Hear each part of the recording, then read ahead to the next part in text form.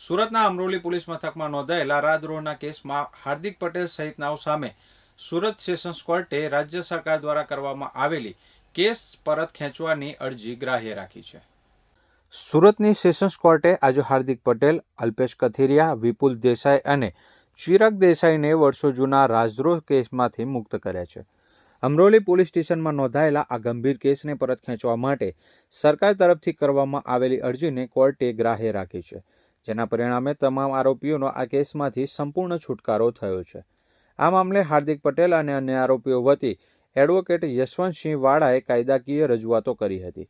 સરકારના આ નિર્ણય અને કોર્ટની મંજૂરી બાદ લાંબા સમયથી ચાલી રહેલી રાજદ્રોહની કાયદાકીય પ્રક્રિયાનો આખરે અંત આવ્યો છે.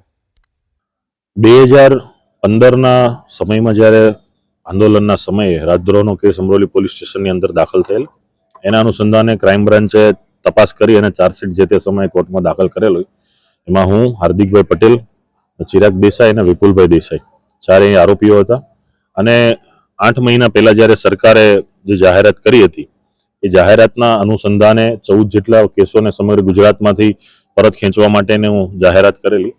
તેના અનુસંધાનના ભાગરૂપે આ દરેક કેસો પરત ખેંચાય માટેની સરકારી વકીલ શ્રીઓની પ્રોસિજર ચાલુ હતી.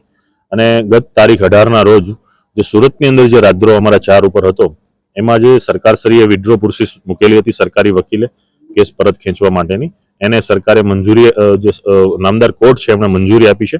નામદાર કોર્ટે અરજી ગ્રાહ્ય રાખી છે અને સમગ્ર કેસોને પરત ખેંચવાનો જે ઓર્ડર હતો એના ઉપર જે સરકારી વકીલના પ્રોસેસ પર નામદાર કોર્ટે મહોર મારી છે. એટલે કે હવે આ કેસોને વિડ્રો થયા છે. કઈ રીતે જોઈ રહ્યા છો આ નિર્ણય આગામી દિવસોમાં?